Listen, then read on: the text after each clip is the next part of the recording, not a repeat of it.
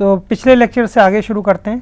तो पिछली बार हमने पॉल्स मैट्रिक्स के बारे में डिस्कस किया था, जिसमें हमने बताया था किस तरीके से एक 3 स्टेज क्लॉज नेटवर्क को हम एक पॉल्स, उसके सारे कनेक्शंस को पॉल्स मैट्रिक्स में हम रिप्रेजेंट कर सकते हैं।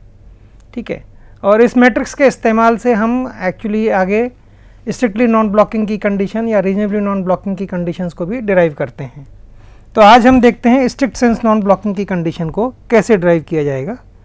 तो स्ट्रिक्ट सेंस नॉन ब्लॉकिंग होता क्या है?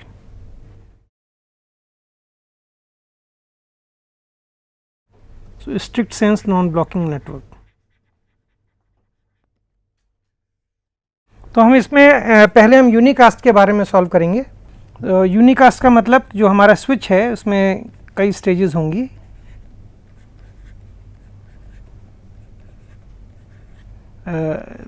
टिपिकली 3 स्टेज के नेटवर्क की हम बात कर रहे हैं, क्लॉज नेटवर्क की। तो इनपुट है और आउटपुट है। तो अगर ये फ्री है और ये वाला आउटपुट भी फ्री है तो हम इनको हमेशा ही हम कनेक्शन सेटअप कर पाएंगे, इसकी हम गारंटी कर पाएँ बिना किसी एग्जिस्टिंग कनेक्शन को छेड़े। इसको स्ट्रिक्ट सेंस नॉन ब्लॉकिंग हम लोग कहते हैं। तो इसकी कंडीशन क्या होगी? क्योंकि स्ट्रिक्ट सेंस नॉन ब्लॉकिंग में ये चीज़ ऑल्सो पॉसिबल है कि मल्टीकास्ट कनेक्शन भी सेटअप हो। उस समय ऐसा भी पॉसिबल है कि एक ही कनेक्शन थे, इसके 2 कॉपी बन गए यहाँ पर, या हो सकता है यहाँ पर भी कई कॉपी बन गए। तो ट्रू सेंस में जब स्ट्रिक्ट सेंस नॉन ब्लॉकिंग की बात करते हैं तो उसमें हम मल्टीकास्ट को भी इंक्लूड करना चाहिए। ठीक है, तो उसके लिए हम एक फॉर्मली इसको हम डिफाइन करते हैं कि मान लीजिए मेरे पास यहाँ पर कुछ इनपुट्स हैं जो बिज़ी हैं और कुछ इनपुट्स हमारी फ्री होंगी। तो मैं फ्री को एक दूसरे कलर से ड्रॉ कर लेता हूँ। ठीक है, ये मान लीजिए मेरे पास फ्री इनपुट्स हैं। ठीक है, सो जो रेड से मैंने फ्री इनपुट जो बनाई हैं, ठीक है, ये फ्री हैं और ये ऑक्यूपाइड हैं। ठीक, और हम सेट डिफाइन करते हैं। टोटल सेट है हमारे पास T, टोटल ट्रांसमीटर पोर्ट हम बोलते हैं।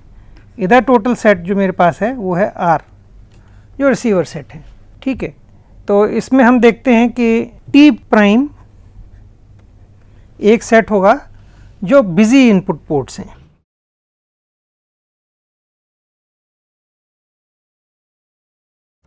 ऐसे एक R प्राइम सेट होगा जो कि बिजी आउटपुट पोर्ट्स हैं। तो ये जो ऑक्यूपाइड वाला है ये सारे सेट हुए हमारे T प्राइम। इस साइड इसी प्रकार से ये इसको हम ब्लैक कलर को हम ऑक्यूपाइड मान लेते हैं और रेड कलर से हम फिर से यहाँ पे फ्री ले लेते हैं जिनको हमें कनेक्ट करना है। ठीक है, तो ये हुए फ्री। सो ये जो ऑक्यूपाइड हैं इनके सेट को बोलेंगे R प्राइम। ठीक है, तो हम इनको लिख सकते हैं set of input and output ports.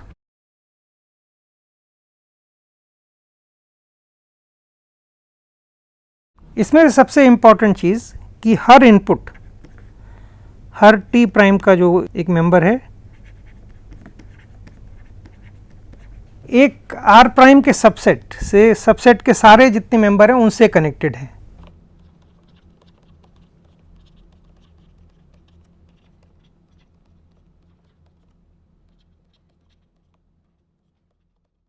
ठीक है, सो बेसिकली जो T प्राइम था मेरे पास, तो T प्राइम का मैंने एक मेंबर लिया। तो एक इनपुट जो T प्राइम को बिलोंग करती है। सो ये T प्राइम का हिस्सा है, T प्राइम का मेंबर है। ये किसी न किसी ग्रुप ऑफ आउटपुट से कनेक्टेड है। इसका मतलब ये होता है सेट ऑफ आउटपुट्स। ये set of outputs R prime का सबसेट है। ठीक है, इसका मतलब ये होता है। तो एक मल्टीकास्ट कनेक्शन बेसिकली हमने इन जनरल बता दिया। ये भी पॉसिबल है इस सेट में एक ही आउटपुट पोर्ट तो ये यूनिकास्ट कनेक्शन हो जाएगा। ठीक है, सो नॉर्मली जो T प्राइम है ये हमेशा या तो कम होगा या बड़ा होगा R प्राइम के, क्योंकि मल्टीकास्ट होगा तो ये बड़े वाली कंडीशन होगी, और अगर ये सारे यूनिकास्ट कनेक्शन है तो बराबर वाली कंडीशन उस समय ठीक होगी। हमने लिख दिया हर टी प्राइम का मेंबर आर प्राइम के सबसेट के सारे मेंबर से कनेक्टेड है, किसी न किसी आर प्राइम के किसी न किसी सबसेट से लिखना चाहिए।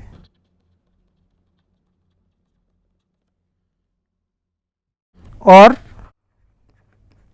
हर आर प्राइम का मेंबर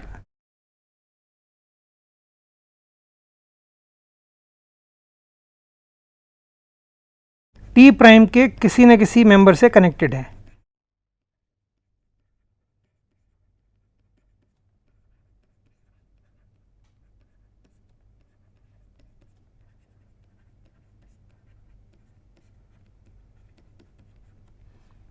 ठीक।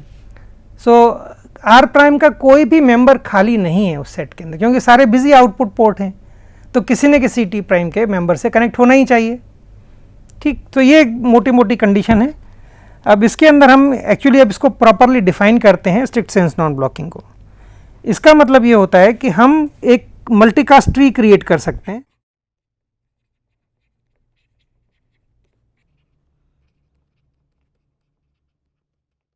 किसके बीच में? टी माइनस टी प्राइम के किसी एक मेंबर, किसी एक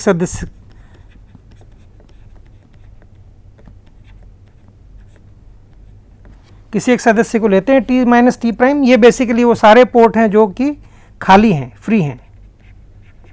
ठीक है, इनसे किसी भी आर माइनस आर प्राइम, ये सारे खाली पोर्ट हैं, ठीक है, फ्री पोर्ट हैं, free outgoing port. T minus T prime के एक सदस्य से आर माइनस आर प्राइम के सबसेट को कनेक्ट कर सकते हैं।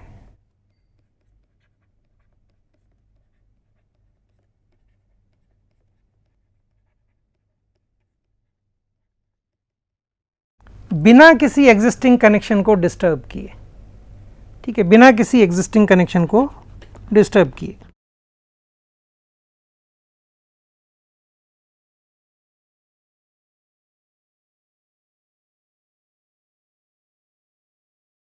अगर हम ऐसा कर पाते हैं तो मेरा switch strict sense non blocking switch है।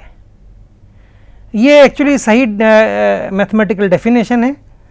तो इंग्लिश में हम इसको कहते हैं we should be able to create a multicast tree from an input which belongs to T minus T prime to a subset of R minus R prime without disturbing any existing connection, and we should be able to do it. हम इसको कर सकते हैं किसी भी T prime और किसी भी आर प्राइम के लिए जो कि हम बना सकते हैं।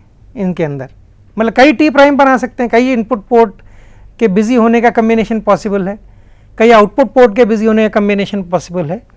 तो टी प्राइम और आर प्राइम की कई वैल्यूज़ हो सकती हैं। तो कोई भी टी प्राइम आर प्राइम अगर हम ले लेते हैं तो ऐसा हम हमेशा कर सकते हैं। तो ये switch strict sense non blocking switch होता है। ठीक है, तब आते हैं क्लॉस थ्योरम के ऊपर। सो क्लॉस थ्योरम कहती है कि 3 स्टेज क्लॉस नेटवर्क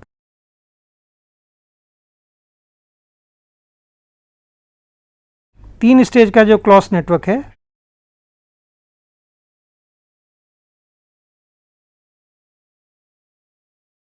एक यूनिकास्ट कनेक्शन के लिए will always be unicast connection के लिए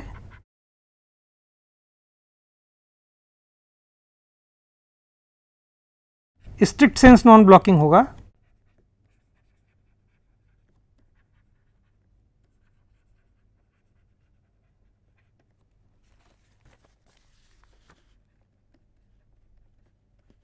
अगर जो बीच की मेरी स्टेज हैं R2 स्टेजेस ये बड़ी होती हैं M1 प्लस N3 माइनस 1 से, जहाँ पे M1 हम पीछे जाते हैं, ये जो स्विच हैं ये M1 है, ये जो सॉरी इनपुट पोर्ट्स और ये वाले जो पोर्ट हैं ये N1 है, ये सारे पोर्ट M2 हैं, ये सारे पोर्ट N2 हैं, ये M3 है और ये N3 है।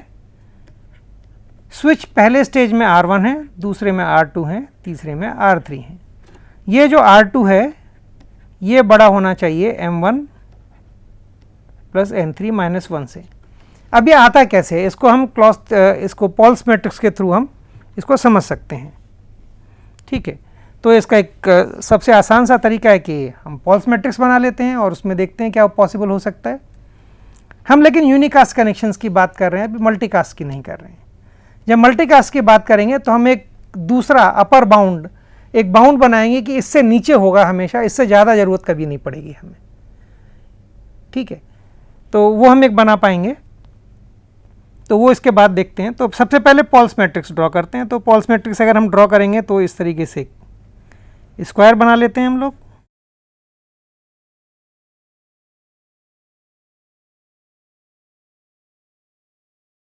तो अब हम जब स्विच को देखते हैं तो स्विच में पहले स्टेज में ये मान लीजिए हमारे पास फ्री पोर्ट है। इसके अलावा, इस स्विच के अलावा मेरे पास बाकी जो इतने बचे हुए पोर्ट हैं जो कि ऑक्यूपाई हो सकते हैं वो होंगे m1 माइनस 1। तो ये एक फ्री वाला हुआ, ये एक जिसको मेरे को कनेक्ट करना है। बीच में मेरे पास स्विच हुए R2, ये सबसे कनेक्टेड है। ऐसे एक आउटपुट में एक फ्री पोर्ट है, मेरे को इन दोनों को कनेक्ट करना है। ये भी एक ही पोर्ट है यहाँ पे जिसको मेरे को कनेक्ट करना है। इसके अलावा मेरे पास बचे हुए बाकी पोर्ट कितने हुए, n3 माइनस 1, और ये स्विच भी इन सबसे कनेक्टेड है। अगर हम किसी और स्विच को देखते हैं पहले स्टेज में और किसी और स्विच को तीसरे स्टेज में, अगर मेरे को यहाँ से और यहाँ के बीच में कनेक्शन सेट करना है तो मैं इन दोनों, ये वाले जो इनपुट और आउटपुट पोर्ट हैं इनके बीच में कुछ भी प्रॉब्लम क्रिएट नहीं कर रहा हूँ, इनको डिस्टर्ब नहीं करने की ज़रूरत है। तो ये इंडिपेंडेंट है। ये जो कनेक्शन जो सेट करना है दोनों इनपुट और आउटपुट के बीच में, ठीक है, ये खाली इस पे डिपेंड करता है कि मेरे को इन रास्तों में और इन रास्तों में कोई ना कोई एक फ्री पाथ मिलना चाहिए। वो खाली m1 माइनस 1 और n3 माइनस 1 पे डिपेंड करता है। ये हम पहले भी कर चुके हैं, पहले हमने दूसरे तरीके से समझा था। अब हम यहाँ पर आते हैं कि एक पॉल्स मैट्रिक्स हम ड्रॉ कर सकते हैं जिसमें ये जो रो है ये इस स्विच के कॉरस्पॉन्डिंग है और ये जो कॉलम है ये इस वाले आउटपुट स्विच के कॉरस्पॉन्डिंग है। हमें बीच में कोई एक स्विच चाहिए जिससे हमें पाथ सेट करना है एक दोनों फ्री पोर्ट्स के बीच में। तो हमें बेसिकली एक पोर्ट चाहिए जो कि हम यहाँ पे इस सेल के अंदर हम डाल सकें। ठीक है, यहाँ पर हम इसको उस सेल में डाल सकें। तो हमने एक्चुअली जो पॉल्स मैट्रिक्स की कंडीशन देखी थी उसमें किसी रो में यूनिकास्ट के लिए मेरे पास कम से कम कितने स्विच, कितने एंट्रीज हो सकती हैं एक रो के अंदर। तो हमने वहाँ पे पता लिखा था, वहाँ पे मिनिमम ऑफ R2 और M1 हो सकती हैं, इससे ज़्यादा पॉसिबल ही नहीं है। ठीक, और अगर R2 की वैल्यू M1 से बड़ी है, अगर R2 की वैल्यू M1 से बड़ी है तो ये वैल्यू हो जाएगी M1। इतने ही सिंबल पॉसिबल हैं। ठीक, चूँकि एक फ्री इनपुट पोर्ट भी है तो ये सिंबल की वैल्यू जो टोटल होगी इस A स्विच के लिए ये हो जाएगी M1 माइनस 1। इसी प्रकार कॉलम के लिए जब देखेंगे तो वहाँ पे हमने निकाला था R2 और N3, इनमें से जो भी वैल्यू कम होगी। अगेन हम मान सकते हैं कि R2 की वैल्यू N3 से बड़ी है, ऐसा कि होगा। तो मेरे पास N3 ही सिंबल हो सकते हैं किसी कॉलम में, लेकिन एक मेरा चूंकि फ्री आउटपुट पोर्ट है जिसको कनेक्ट करना है तो ये हो जाएगा N3 माइनस 1। सो टोटल इतने ही सिंबल होंगे। M1 माइनस 1 सिंबल होंगे A वाले रो में और B वाले कॉलम में होंगे N3 माइनस 1 सिंबल जो ऑलरेडी ऑक्यूपाइड है। मान लीजिए वर्स्ट केस सिनारियो, मतलब सबसे ख़राब परिस्थिति है, उसमें ऐसा होगा। अब हमें एक सिंबल ढूंढना है जो कि हमें सेल में, लाल रंग के सेल में बीच में डाल सकें A और B के कॉलम में। अगर बहुत ही ख़राब परिस्थिति है तो जो सिंबल हमने डाले हैं रो और कॉलम में उनमें कोई भी कॉमन नहीं है, ऐसा हो सकता है। ठीक है, इसका मतलब इसको इस तरीके से होगा कि मान लीजिए ये इसने यहाँ पे कनेक्शन बना रखे हैं और इसने यहाँ पे कनेक्शन बना रखे हैं। कोई भी ऐसा बीच का स्विच नहीं है जो कि दोनों तरफ कॉमन हो। तो ये अलग है और ये अलग है। ऐसी परिस्थिति में M1 माइनस 1 सिंबल जो कि यहाँ पे होंगे और N3 माइनस 1 सिंबल जो कि यहाँ पर होंगे, इसमें कुछ भी कॉमन नहीं है, दोनों अलग अलग हैं, एकदम डिसजॉइंट हैं। ठीक है, कोई भी समान मेंबर नहीं है इसके अंदर। इसका मतलब मेरे को एक और मेंबर अगर एडिशनल होता तो मैं उस मेंबर को यहाँ पे लिख सकता था और मैं उसको हमेशा कनेक्शन सेट करने के लिए इस्तेमाल कर सकता हूँ। तो इसका मतलब क्या हुआ, अगर मेरे पास M1 minus 1 plus M3 minus 1 और एक एक्स्ट्रा होता तो मैं उसको वहाँ इस्तेमाल कर लेता। तो अर्थात R2 की वैल्यू अगर इसके बराबर होती या इससे बड़ी होती, दोनों केस में ऐसा होगा कि मेरे पास एक ना एक सिंबल हमेशा मिल जाएगा जो मैं यहाँ सेल में डाल सकता हूँ और मैं उसको कनेक्शन सेट कर सकता हूँ। इसका मतलब ये हुआ कि मेरे पास एक और स्विच होगा और ये खाली होगा और मैं उसको यूज़ कर सकता हूँ इसको कनेक्शन सेट करने के लिए। इसका मतलब ये होता है। तो अगर इस इक्वेशन को सॉल्व करेंगे तो ये बन जाएगा मेरे पास R2 माइनस 1। यही इसका प्रूफ है क्लॉस थ्योरम का, बट ये यूनिकास्ट के लिए है, ये मल्टीकास्ट के लिए नहीं है। तो मल्टीकास्ट के सिनारियो में क्या होगा, तो मल्टीकास्ट लेकिन हमको डिफाइन करना पड़ेगा मल्टीकास्ट का मतलब क्या होता है और तब हम उसके लिए एक बाउंड निकाल सकते हैं इसमें। तो मल्टीकास्ट में अगर हम देखते हैं स्विच को, तो बीच के कुछ मिडिल स्टेज हैं, ये थर्ड स्टेज है। मान लीजिए ये सारे आउटपुट पोर्ट को ही मेरे को कनेक्ट करना है तो मेरे को ज़्यादा कुछ मेहनत नहीं करनी है, किसी भी एक स्विच से यहाँ कनेक्ट किया और यहाँ से मैं इसको स्प्लिट कर सकता हूँ सारे कनेक्शंस में। तो इसके लिए मेरे को कुछ एक ही स्विच चाहिए, लेकिन मैं अगर F आउटपुट पोर्ट्स 1, 2, 3 और किसी F आउटपुट स्विचेस के लिए मैं स्प्लिट करना चाहता हूँ, इसको हम बोलते हैं F वे मल्टीकास्ट।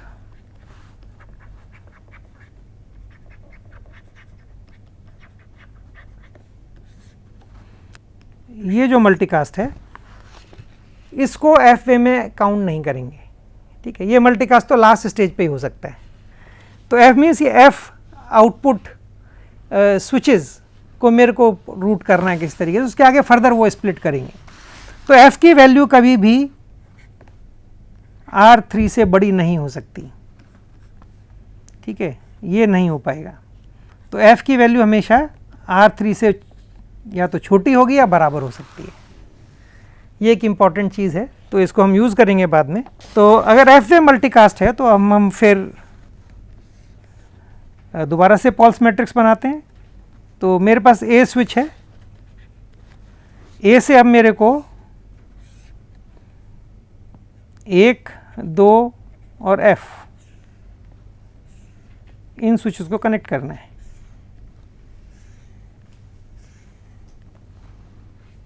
मेरे को खाली एक ऐसा स्विच चाहिए, एक ऐसा बीच में सेकंड स्टेज में स्विच चाहिए जो कि एंट्री यहाँ पे उतनी बार मैं कर सकूँ। यहाँ एंट्री रिपीट हो सकती है, सबसे बड़ी चीज़।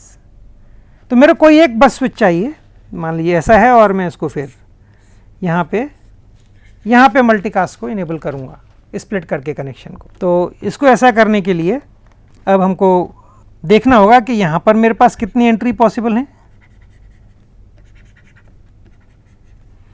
और मेरे पास कोई गारंटी नहीं है कि जो मैं यहाँ पे सिंबल को यूज़ किया हूँ वो सारे सेम हो। सबसे ख़राब परिस्थिति में वो सारे सिंबल यूनिक हो सकते हैं, कोई उनके बीच में ओवरलैप नहीं होगा, डिसजॉइंट कनेक्शंस होंगे। ठीक है, तो यहाँ टोटल कितने सिंबल पॉसिबल हैं, N3 माइनस 1 पॉसिबल हैं सब में। मान लीजिए ये सारे बिजी हैं, जितने F के F मेरे थर्ड स्टेज का स्विच हैं सारे बिजी हैं, सब में एक एक लाइन खाली है जिसमें मेरे को F वे मल्टीकास्ट करना है। ठीक है, तो N3 माइनस 1 हो जाएंगे। तो इसका मतलब टोटल सिंबल जो मेरे ऑक्यूपाइड हैं ऑलरेडी वो है F इंटू N3 माइनस 1। ठीक, और मेरे पास इस लाइन में कितने ऑक्यूपाई हो सकते हैं, M1 माइनस 1 हो सकते हैं। मेरे को एक एडिशनल चाहिए, वो एडिशनल अब हम यहाँ जोड़ देते हैं।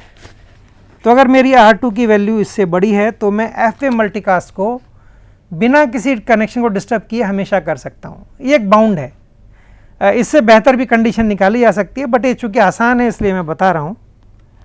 तो अगर एक ये फालतू है, उस एक को मैं यहाँ पर और यहाँ पर और यहाँ पर सारे F कॉलम्स में जो सेल हैं कॉमन सेल में सेम एंट्री को डाल दूंगा, और वो इस तरीके जैसे ये रेड वाले पार्ट से दिखाया है, इस तरीके से कनेक्शन, नए कनेक्शन को या नए मल्टीकास्ट को, एफ वे मल्टीकास्ट को एस्टेब्लिश कर पाएगा। ठीक है, नॉर्मली इससे कम में आपका काम चलना चाहिए, R2 इससे कम चाहिए होते हैं। तो ये हुआ एफ वे मल्टीकास्ट की कंडीशन। लेकिन चूंकि f की वैल्यू हमेशा R3 से कम होती है, इससे कभी ज़्यादा नहीं हो सकती है, तो f अगर आप कोई भी वैल्यू ले लें तो उसको नहीं मेरे को लेना चाहिए। तो मैं यहाँ पे उसको बदलता हूँ कंडीशन को, मैं इसको बोलता हूँ मिनिमम ऑफ f और R3, और ये बन जाएगा n3 - 1 प्लस m1। R2 की वैल्यू इससे ज़्यादा होनी चाहिए। ये मेरी बेसिकली फाइनल कंडीशन हुई एफ ए मल्टीकास्ट के लिए क्लॉज थ्योरम की। ये हुआ strictly sense non blocking switch के लिए।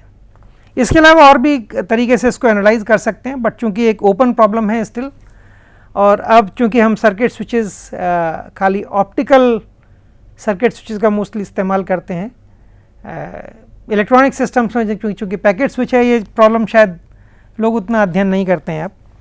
तो इस लेक्चर को अभी यहाँ पर रोकते हैं। अगले लेक्चर में हम रीअरेंजेबल नॉन ब्लॉकिंग स्विच की कंडीशंस क्या होंगी उसको एक्चुअली एनालाइज करेंगे। तो उसके लिए एक थ्योरम होती है स्लेप एंड डू इट थ्योरम, हम उस थ्योरम को देखेंगे और उसके पूरे प्रूफ को समझेंगे इसके अगले वाले रिकॉर्डिंग के अंदर।